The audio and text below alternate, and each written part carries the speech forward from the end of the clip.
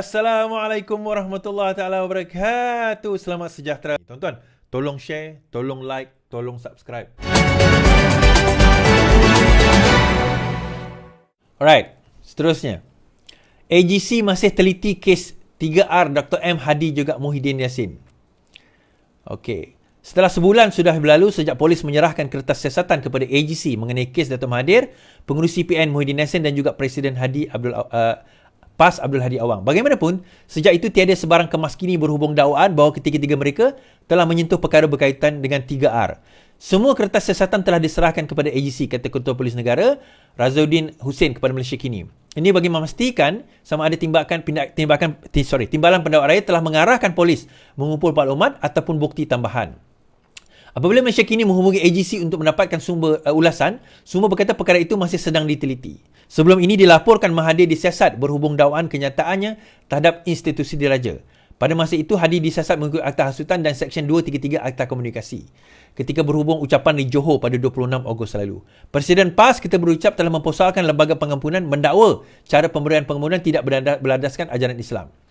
Dalam perkembangan berkaitan, polis telah membuka 2 siasatan terhadap Muhyiddin berhubung kenyataan semasa pilihan raya Simpang Jeram dan Pulai di Johor baru-baru ini. Ini setelah Perdana Menteri memberitahu pengundi fatwa haram untuk mengundi calon PH. Kes disiasat di bawah akta mengenai 3R di bawah Seksyen 505B Kanun Kesiasaan. Muhyiddin kemudian mendakwa ia hanya kiasan dan kenyataan diambil di luar konteks.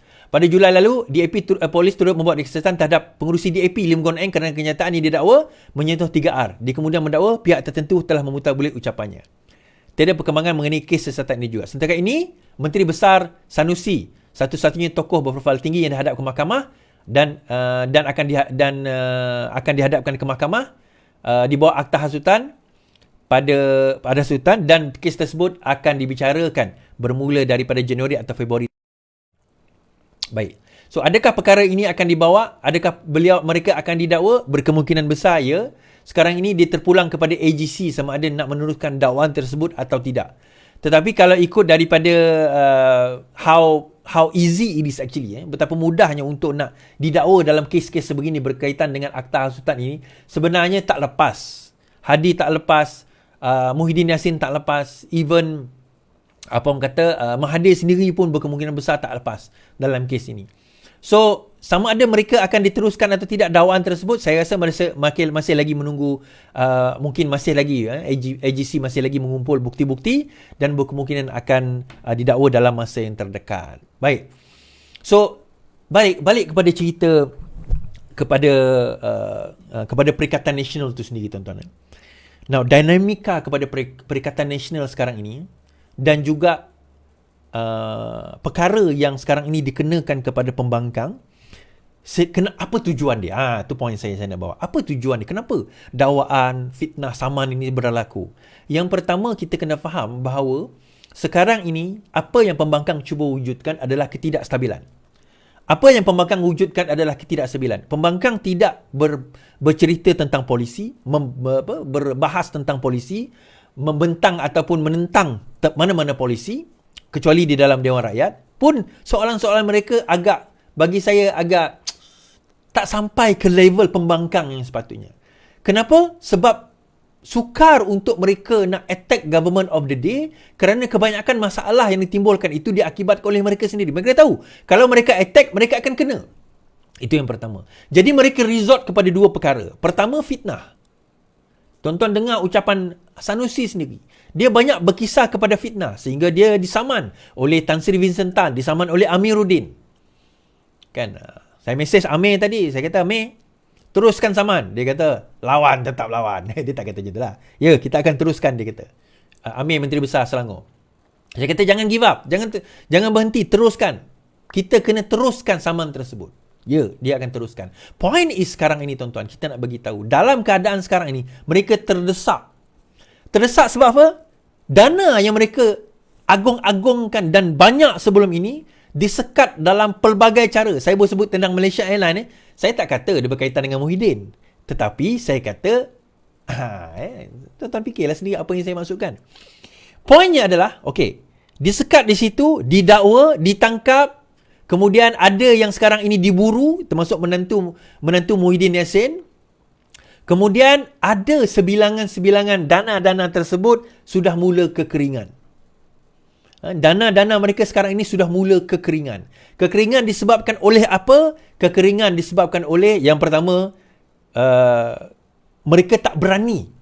Dana yang dah disembunyikan itu, yang dah dilebur dan dilebur itu tak berani nak dikeluarkan kerana pihak berkuasa is on their toes sekarang ini menghidu kat mana wang-wang the money trail itu sekarang ini muncul.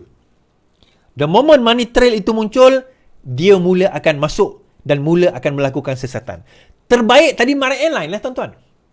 Tuan-tuan tahu kan bahawa Datuk Seri tersebut telah ditahan di bawah AMLA, Akta Penggubalan Wang Haram.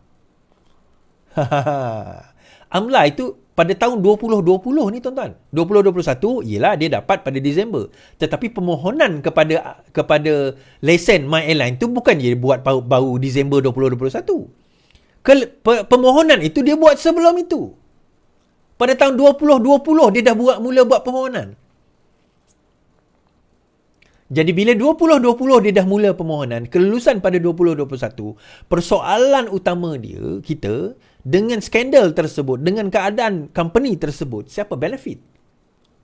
Dan sekarang ini Datuk Seri itu ditahan dan disiasat di bawah AMLA. Berkemungkinan, sekali lagi saya kata skandal. Semalam kita cerita Golden Sachs, Roger Ng dibawa balik tuan-tuan. Yang buat rundingan dengan Peguam Muhyiddin Yassin dibawa balik sekarang ini nak mendedahkan skandal yang dia kata tak mungkin tak ada pun. Mungkin dia tak pernah cakap pun, dia akan dedahkan.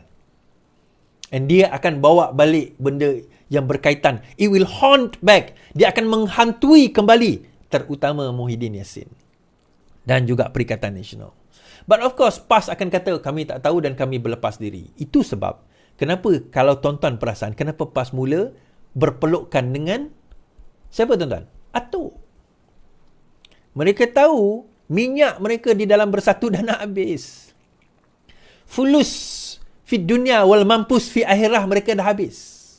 Walaupun tahniah kepada Nik Amal lah dapat Alphard hari ni kan. Tahniah lah kita ucapkan kan. Oda air bersih dapat Alphard Alhamdulillah. Alhamdulillah unta merah. Alhamdulillah Syekh. Tapi dana tu dah mula kekeringan tuan-tuan. Bersatu punya akaun disekat. Dia punya kroni-kroni untuk nak menyalurkan dana-dana tu dah mula disekat. PAS mula keresahan. PAS mula keresahan atas dasar apa?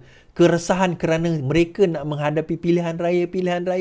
Tetapi dana dan fulus-fulus mereka mula berkurangan. Dan jangan terkejut disebabkan oleh itu, ada di kalangan cyber trooper mereka mula kononnya menarik handbrake sebab tak puas hati dengan kepimpinan. Bukan tak puas hati dengan kepimpinan, fulus, sudah mampus. Sebaliknya kita ni tuan-tuan tetap dekat sini. 10,000, 11,000 yang menonton kita tetap dekat sini. Alhamdulillah. Sokongan tuan-tuan dan puan-puan, saya tidak pernah akan lupakan. InsyaAllah. Kita kena ingat perjuangan kita ni untuk apa tuan-tuan. Kita nak negara yang lebih baik. Saya menyokong kerajaan Madani ini bukan kerana saya menyokong kerajaan Madani. Kerana saya percaya bahawa Perdana Menteri kita dan juga barisan kepimpinan beliau mampu membawa perubahan yang telah dirosakkan oleh mereka-mereka yang ada sebelum ini, terutama yang mereka memerintah selama 33 bulan itu. Kita tahu bahawa PMX ni boleh. Tetapi yang paling penting kita kena sabar, kita kena turut sama berusaha, bantu sebaik mungkin.